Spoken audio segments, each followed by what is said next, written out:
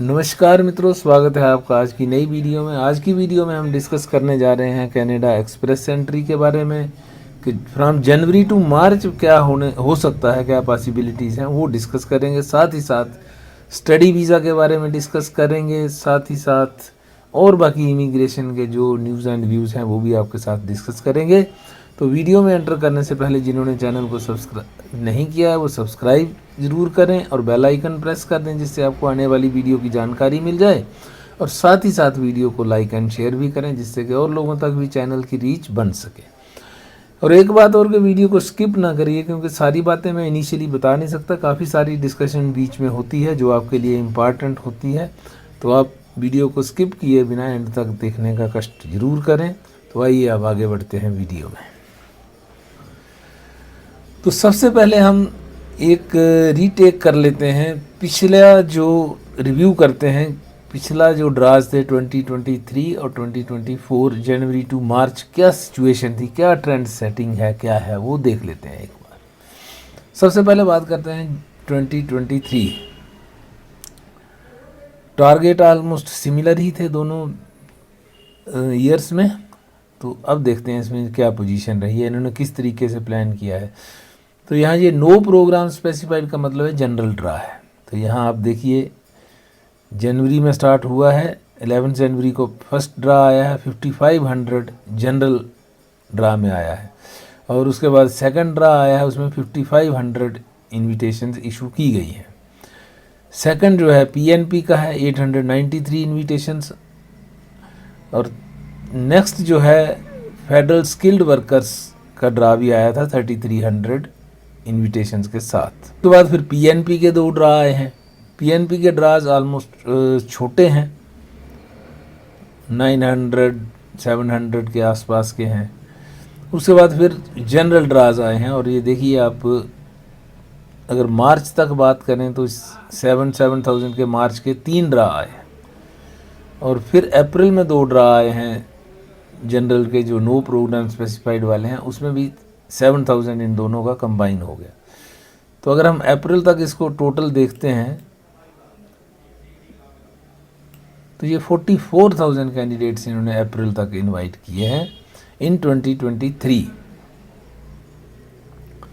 अब अगर 2024 की बात करें तो 2024 में टोटल जो कैंडिडेट्स लिए हैं अप्रैल तक,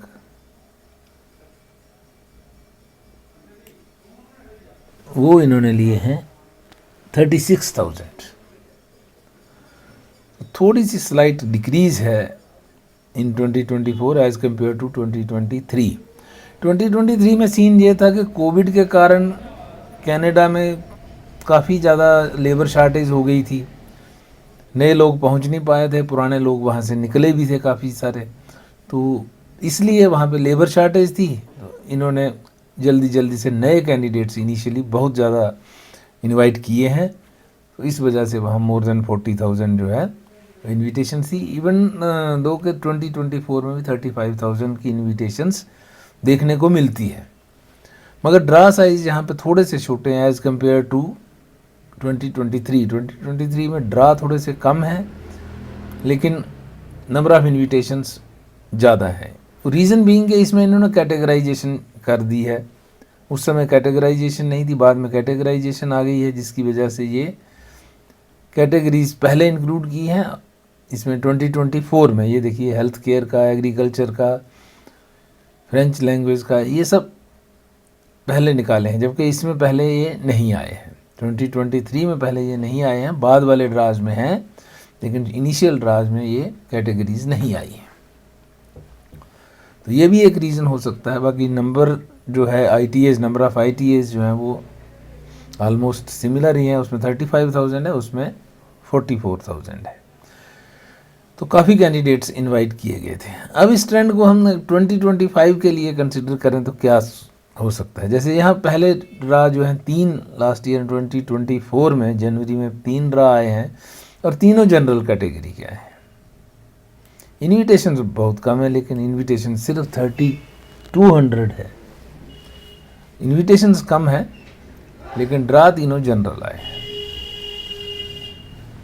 अब 2025 के लिए हम अगर एक्सपेक्ट करें,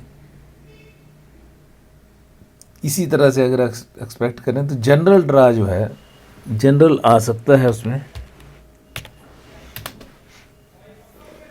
जनरल ड्रा हो सकता है और नंबर ऑफ कैंडिडेट्स जो इनवाइट किए जाएंगे वो 3000 के आसपास अगर हम एक्सपेक्ट करें तो यहाँ कट ऑफ स्कोर।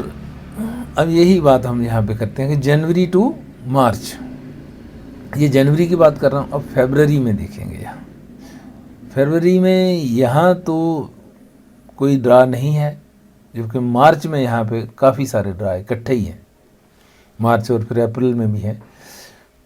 यहाँ पे बीच बीच में है, यहाँ जनरल है, यहाँ जनरल है, यहाँ जनरल है, और बाकी कैटेगरीज़ के हैं। ये कैटेगरी देख लीजिए, हेल्थ केयर है, फ्रेंच है, तो यहाँ पे फ्रेंच पे भी काफ़ी जोर दिया गया है शुरू में ही।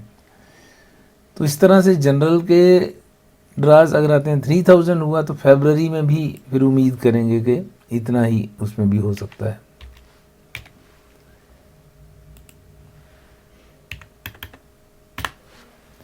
एवरेज एक रख के चलेंगे कि 3000 3000 3000 अगर होता है तो।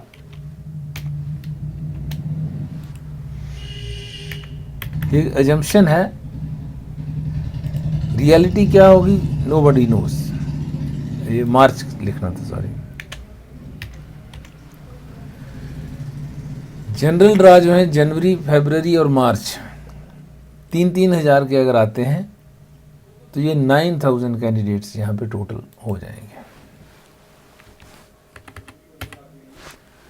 अब यहाँ अगर 9000 कैंडिडेट्स जनरल के मान के चलेंगे, ऐसा होता है। फ्रेंच लैंग्वेज पहला ही ड्रा 7000 का आया है 1 फरवरी 2024 में, तो फ्रेंच लैंग्वेज पे क्योंकि इस बार भी काफ़ी जोर है तो हो सकता है ऐसा ही कोई ड्रा उसमें भी आ जाए। फ्रेंच लैंग्वेज का हम यहाँ पे नोट कर लेते हैं कि अगर फ्रेंच लैंग्वेज का ड्रा आता है, यहाँ पे 3500 है, यहाँ 2500 है, और मार्च में फिर 1500 का है, तो इसे 7-8 हज़ार का 3 महीने में आया हुआ है। तो यहाँ पे हम लिख लेते हैं इसको 8000 कर लेते हैं। अब ट्रेंड क्या रहेगा ये कह नहीं सकते हैं, बट अगर पिछला कोरिलेट करें तो इस तरह से होता है। नेक्स्ट कैटेगरी है पीएनपी हमारी। पीएनपी में छोटे छोटे ड्राज आएंगे, कोई बहुत बड़े ड्राज नहीं आएंगे, और पीएनपी जिसको मिल गई उसको इनविटेशन मिलने की पूरी संभावना है।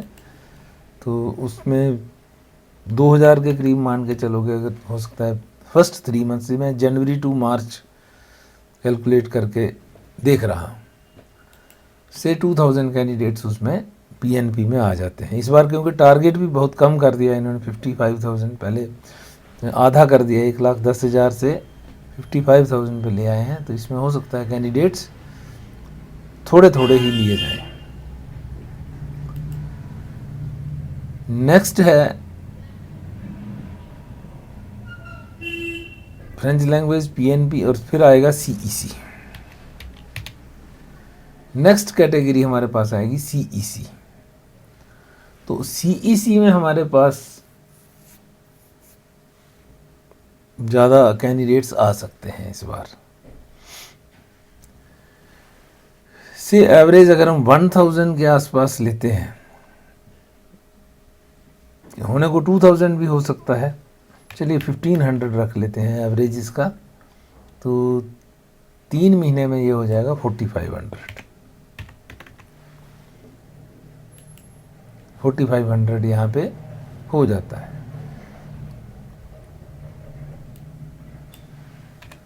अब नेक्स्ट कैटेगरी हमारे पास जो रह रही है वो है ट्रेड। ट्रेड क्योंकि छोटे ड्राज होते हैं, तो ट्रेड का एक ड्रा जो है इनिशियली आ भी सकता है मार्च तक, तो मान के चलेंगे इसमें 2000 कैंडिडेट्स लिए जाएं इनिशियली। और नेक्स्ट कैटेगरी ट्रांसपोर्ट एग्रीकल्चर, और नेक्स्ट कैटेगरी हेल्थ केयर कर लेते हैं। हेल्थ केयर में वैसे तो पिछले साल 3000 के आसपास रहा है, तो मान के चलें कि एक पहला ड्रा 3000 का जनवरी टू मार्च आ जाएगा। तो मार्च तक यहाँ तक अगर हम देखें, CEC हो गया, PNP हो गया, फ्रेंच लैंग्वेज हो गया, ट्रेड हो गया, हेल्थ केयर हो गया और जनरल हो गया, टोटल जो है ये आता है 28,500। टोटल टारगेट जो इसका है, फ्रेंच लैंग्वेज अलग करके, फ्रेंच लैंग्वेज तो इंक्लूडेड है इस बार, हेल्थ केयर PNP का अलग रखना पड़ेगा। तो PNP को अलग कर दें तो ये हमारा हो जाएगा 26,000। 26,000 कैंडिडेट्स को इनविटेशन मिल सकती है ड्यूरिंग फर्स्ट 3 मंथ्स ऑफ 2025। अब जो जनरल वाले हैं, जनरल वालों के लिए 9,000 कैंडिडेट्स अगर निकलते हैं, अब यहाँ आना पड़ेगा हमें। 20 नवंबर को जो सिचुएशन थी उसमें 100 कैंडिडेट्स थे हमारे पास, 601 to 1200। तो ये ऐड हो गए होंगे और कैंडिडेट्स ऐड हो जाएंगे, अब तक हो चुके होंगे। तो नेचुरल है कि इसमें 500-600 कैंडिडेट्स जो हैं मिलेंगे आपको PNP में, 700 भी हो सकता है। नेक्स्ट कैटेगरी है 501 to 600। तो इसमें ऑलरेडी 16,495 कैंडिडेट्स हैं और कट ऑफ स्कोर हमारा जा रहा है 539 ऑन एन एवरेज, जो पिछला गया है। और उसमें 400 कैंडिडेट्स इनवाइट किए जाते हैं। वही अगर 1000 हो गए, जब उससे ज़्यादा होते हैं तो कट ऑफ स्कोर भी नीचे आएगा, लेकिन कैंडिडेट्स बहुत ज़्यादा हैं, 16,495। इसमें हालांकि सभी कैटेगरीज़ के हैं, लेकिन जनरल में भी काफ़ी सारे कैंडिडेट्स होंगे, तो इसलिए इसका कट ऑफ स्कोर भी एक लेवल तक ही रहने की उम्मीद है। 500 से नीचे आता है नहीं आता है कह नहीं सकते। हाँ, अगर बड़े ड्राज शुरू में आ जाते हैं तो फिर हम 470 480 तक भी एक्सपेक्ट कर सकते हैं, क्योंकि 470 और 80 की बात करें तो 16,000 यहाँ हो गए, 12 यहाँ हो गए, 28,000, और यहाँ 481 to 490 12,000। तो ये 50,000 कैंडिडेट 40,000 कैंडिडेट्स यहाँ पे हैं इन 3 कैटेगरीज, 3 स्लैब्स में, 501 to 600, 491 to 500, 481 to 490, 40,000 कैंडिडेट्स हैं।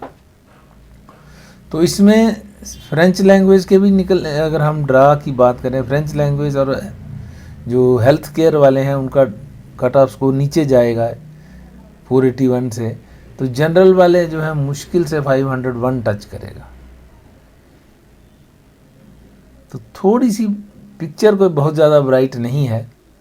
अब ये सिचुएशन है CRS पूल की एज ऑन 20 नवंबर, और ये हमारी एक्सपेक्टेशन है कि इतने कैंडिडेट्स अगर निकल जाते हैं तो एजम्पशन है।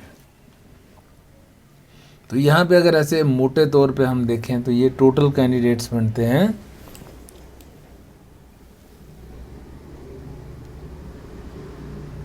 29,000। तो 29,000 अगर हम ऐसे एक्सपेक्ट करेंगे, हमारे पास कोई कैटेगरीज नहीं है और 29,000 कैंडिडेट्स निकालने हैं, तो 16 और 12 यहाँ लगभग 491 तक कट ऑफ स्कोर आता है, कोई कैटेगरी ना हो बीच में। लेकिन अब वो जो टाइम तो है नहीं, कैटेगरीज है।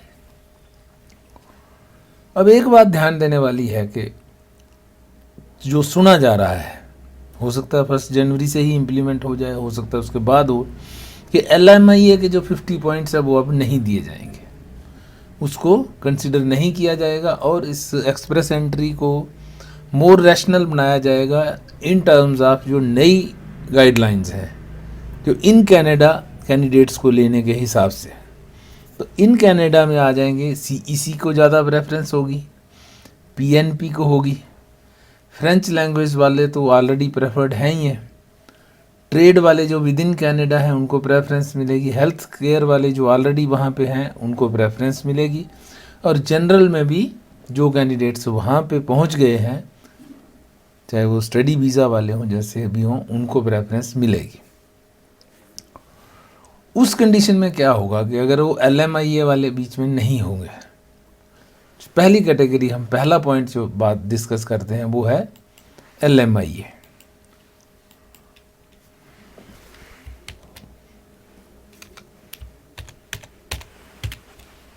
और ये चीज़ें ध्यान देने वाली हैं। पहली चीज़ है LMIA।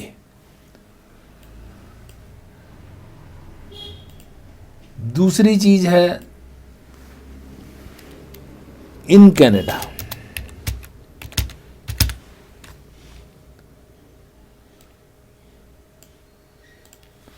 ये दो पॉइंट्स बड़े इंपॉर्टेंट होने वाले हैं, LMIA और इन कनाडा। अगर LMIA के पॉइंट्स हट जाते हैं तो जो भी कैंडिडेट्स 500 से ऊपर हैं वो मोस्टली LMIA वाले हैं, 500 550 के बीच में है वो मोस्टली LMIA वाले हैं। तो वो ऑटोमेटिकली जो है उनके पॉइंट्स गिर के 500 के आसपास आ जाएंगे, 500 से नीचे आ सकते हैं।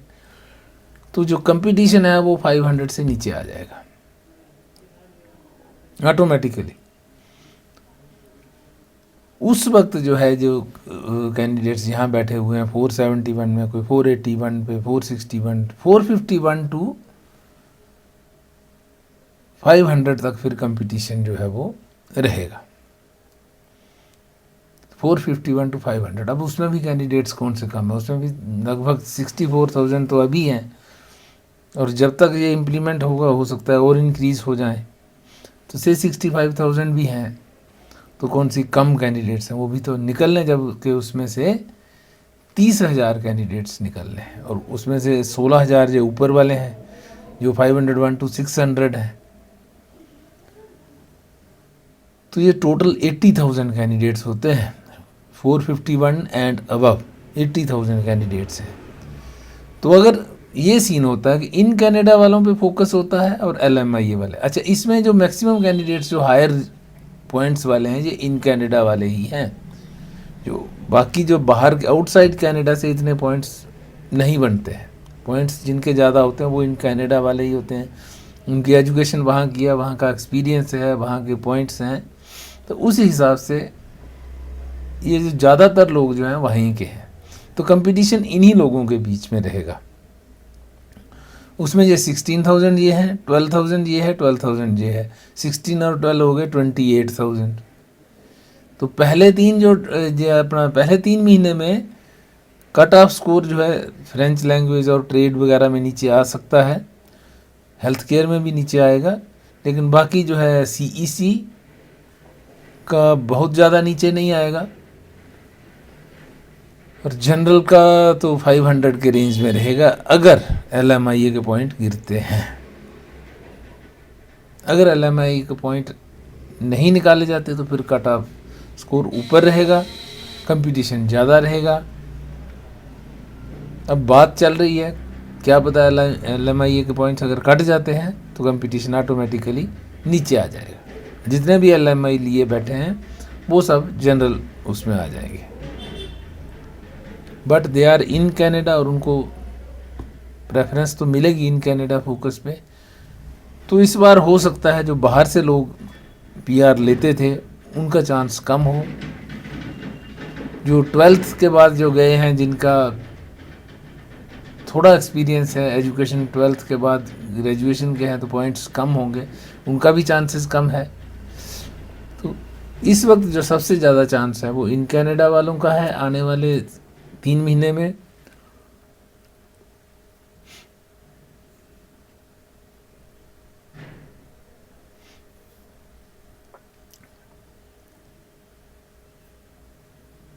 तो जो कनाडा में है उनको भी अपने अंदर एक कंपटीशन फेस करना पड़ेगा, कैटेगरी उनको बनानी पड़ेगी अपनी एक, CEC PNP नहीं तो फ्रेंच लैंग्वेज करके कर लो पॉइंट्स इंक्रीज।